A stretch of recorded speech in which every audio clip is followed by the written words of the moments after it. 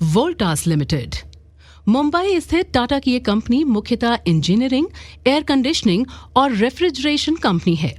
ये उद्योगों के एक बड़े क्षेत्र जैसे heating, air conditioning, refrigeration, ventilation, electromechanical project, machine tools, textile machinery, construction equipment, mining, water management आदि के क्षेत्र में कार्यरत है।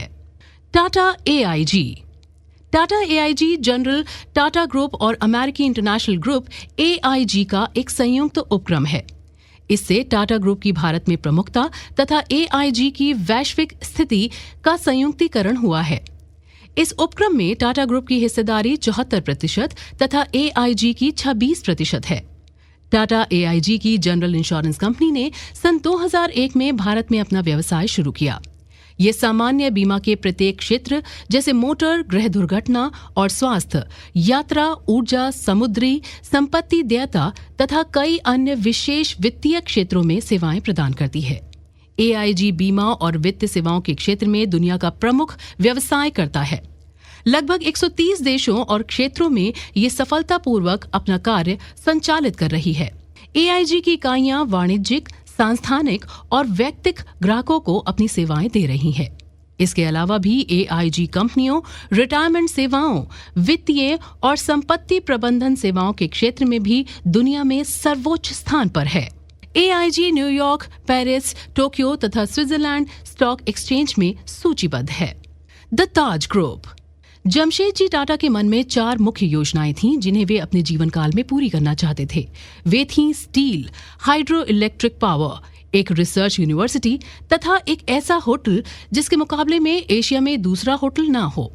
वे बंबई में एक ऐसा होटल बनाना चाहते थे जो दुनिया के उत्कृष्ट होटल के स्तर का हो। उनके जीवन काल में उनकी एक यही तमन्ना पूरी हो पाई जब सन 1903 में शानदार ताजमहल होटल का बंबई में उद्घाटन हुआ। ताज आज आवभगत का पर्याय बन चुका है। ग्राहक संतुष्टिकरण के मामले में ताज दुनिया में सर्वोत्तम है। ताज ग्रुप ने अपने कर्मचारियों के उत्कृष्ट प्रशिक्षण के लिए प्रशिक्षण केंद्र खोले हैं। कुआलालंपुर में संपन्न वर्ल्ड ट्रैवल सेरेमनी में ताजमहल होटल मुंबई को दुनिया के सभी ट्रैवल एजेंटों ने एक स्वर से एशिया प्रशांत क्षेत्र का सबसे अच्छा होटल घोषित किया। केरल में ताज ने ग्रीन टूरिज्म के नाम से एक परियोजना शुरू की है कि जहां ताज ग्रुप के 5 होटलों में विशेषज्ञ आयुर्वेदिक उपचार उपलब्ध है। सन 1903 में अपने उद्घाटन के समय से ही ताजमहल पैलेस और टावर मुंबई ने एक इतिहास बनाया है। यहाँ अनेक महाराजाओं, राजकुमारों, राष्ट्रपतियों तथा अन्य प्रमुख हस्तियों ने ताज का आतिथ्य ग्रहण किया है। ताज वास्तु का भी एक उत्कृष्ट नमूना है जो अरब सागर और गेटवे ऑफ इंडिया का मनमोहक दृश्य कराता है। इसमें विदेशी शिल्प और तकनीकों के साथ भारतीय शिल्प तथा कलाकृतियों का भरपूर उपयोग हुआ है। सन 1970 में अतिरिक्त निर्माण के फलस्वरूप होटल में कमरों की संख्या दुगनी हो गई। इस टावर विंग की परिकल्पना एक ख्याति प्राप्त अमेरिकी मेल्ट बेकर नामक वास्तुशिल्पी ने की थी। हांगकांग के पास स्विस डिजाइनर डेल कीलर के पास इसकी आंतरिक साज सज्जा का प्रभार था। इसमें भारतीयता का पुट रखा गया, जैसे उदयपुर शैली के रिलीफ पैनल, तंजौर शैली के स्तंभ, भारतीय रेस्टोरेंट आदि। सन 1990 में ऊपर के 4 मंजिलों के कमरों का फिर से आधुनिकीकरण किया गया। लगभग 1 सदी से ताजमहल पैलेस दुनिया भर की विभिन्न प्रकार की पेंटिंग्स और कलात्मक चीजों का एक तरह से स्टोर हाउस बन गया है। यहाँ ये चीजें काफी संख्या में प्रदर्शित हैं। सुविधाएं। ताजमहल पैलेस एंड टावर में 565 कमरे तथा 46 स्वीट्स हैं तथा इसकी सुविधाएं भी उत्कृष्ट स्तर की हैं। ये ताज क्लब रूम तथा स्वीट्स हेतु व्यक्तिगत प्रकार की बटलर सर्विस भी मुहैया कराता है। यहाँ ये बटलर एक गाइड तथा सहायक के रूप में महत्वपूर्ण भूमिका निभाते हैं। होटल व्यवसाय सेवाओं में शामिल है वायरलेस इंटरनेट और broadband internet access, colour copier, in house conferencing, किराए पर मोबाइल, लैपटॉप, पोर्टेबल प्रिंटर उपलब्ध, अनुवाद, दुभाषिया तथा सेक्रेटरियल सेवाएं किराए पर उपलब्ध, मल्टीमीडिया कंप्यूटर उपलब्ध। अन्य सेवाओं में 24 घंटे dining, baby sitting, beauty salon, car hire, currency exchange, dry cleaning, florist, house doctor, laundry तथा ट्रैवल सेवाएं आदि। जब ताज लहूलुहान हुआ।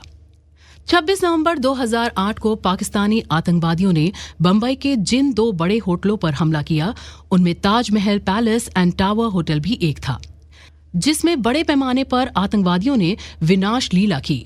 कुल मिलाकर जान माल का काफी नुकसान हुआ। यहां मरने वाले 31 लोगों में अतिथि सहित स्टाफ के कर्मचारी भी शामिल थे।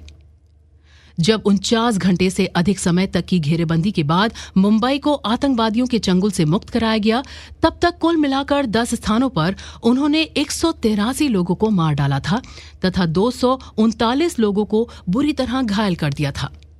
ताज का बुरा हाल था। खून से लथपथ कमरे और गलियारे, गोलियों से हुए छेद, ग्रेनेडों की मार से हुआ ध्वंस, जले हुए आंतरिक हिस्से।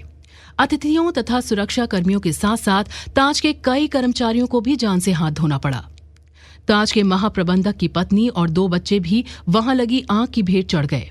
लेकिन मुंबई वासियों की तरह ताज के कर्मचारियों ने भी हिम्मत नहीं हारी तथा ताज को दोबारा गरिमामय स्थान पर पहुंचाने का प्रण किया। ताज में अतिथियों का पुनः सत्कार।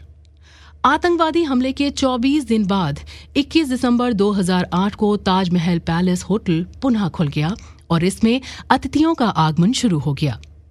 21 दिसंबर को इसके सारे रेस्टोरेंट में बुकिंग पूरी हो चुकी थी। होटल के पुनः खुलने के अवसर पर रतन टाटा ने मुंबई में आतंकवादी हमले में जान गंवाने वाले अतिथियों और सुरक्षा कर्मियों को याद करते हुए अपने होटल के उन कर्मचारियों का भी शुक्रिया अदा किया कि जिन्होंने अपनी जान पर खेलकर अतिथियों की जान बचाई तथा एक नया अध्याय लिखा। The tree of life. जिन लोगों ने 26 नवंबर को आतंकवादियों के हमले में होटल में अपने प्राण गंवाए, उनकी याद में द ट्री ऑफ लाइफ के नाम से एक स्मारक का लोकार्पण भी किया गया। इसके आधार पर उन 31 लोगों के नाम दर्ज किए गए ताकि उन्हें हमेशा याद रखा जा सके। इस स्मारक का आधार जयदेव बघेल की वह कलाकृति है जो 5वीं मंजिल की सीढ़ियों के पास स्थापित थी, जहां ये आतंकी हमले से अविचलित अपनी पूर्व स्थिति में ही पाई गई। इस आतंकी हमले के बाद न सिर्फ ताज होटल बल्कि शहर के अन्य हिस्सों में शिकार हुए लोगों, मृतकों के परिजनों की सहायता के लिए ताज ने एक फंड की स्थापना की। इस आतंकी हमले में सेना, पुलिस, फायर सेवा, होटल के कई कर्मचारियों तथा अतिथियों और सामान्य लोगों को भी प्राण गंवाने पड़े और कई घायल हुए थे। भारत और भारत से बाहर से भी शुभचिंतकों ने होटल को पुनः स्थापित करने तथा पीड़ित लोगों को राहत पहुंचाने के लिए अपनी शुभ इच्छाएं भेजी। ताज पब्लिक सर्विस वेलफेयर ट्रस्ट। इसके प्रत्युत्तर में ताज ग्रुप ने ताज पब्लिक सर्विस वेलफेयर ट्रस्ट की स्थापना की। इसका मुख्य उद्देश्य हमले के शिकार लोगों तथा मृतकों के परिजनों को तत्काल राहत पहुंचाना था, चाहे वे सामान्य जन हों, सुरक्षा बलों के जवान या ताज के कर्मचारी या आतंक पीड़ित अन्य संस्थानों के लोग हों। ये ट्रस्ट आने वाले वर्षों में भी हिंसा, प्राकृतिक आपदा तथा अन्य दुखदायी घटनाओं के शिकार लोगों की सेवा करता रहेगा। इसमें इंडिया होटल कंपनी लिमिटेड के अलावा sir Dorabji Tata trust, sir Ratan Tata trust ने भी बहुमूल्य शुरुआती योगदान देना मंजूर किया। विदेशी दानदाताओं के योगदान हेतु भी सरकार से सहमति लेने पर विचार किया गया। इस हेतु एक बोर्ड ऑफ ट्रस्टी का भी गठन किया गया, जिसमें Ratan Tata, N.A. Soonawala, A.P. Goyal, R.K. Krishna Kumar, R.N. विक्रसन तथा A. मुखर्जी शामिल हैं। आतंकी हमले की इस कठिन घड़ी में रतन टाटा ने बड़े धैर्य से काम लिया, लेकिन स्टेट मशीनरी की लापरवाही, लेट लतीफी तथा सरकारी एजेंसियों में समन्वय के अभाव से वे काफी क्षुब्ध थे। उन्होंने अपनी यह अप्रसन्नता स्पष्ट तथा सलीके से व्यक्त कर दी जब उन्होंने स्वयं अपनी लोगों और संस्थानों की रक्षा की जिम्मेदारी स्वयं संभालने का विचार व्यक्त किया।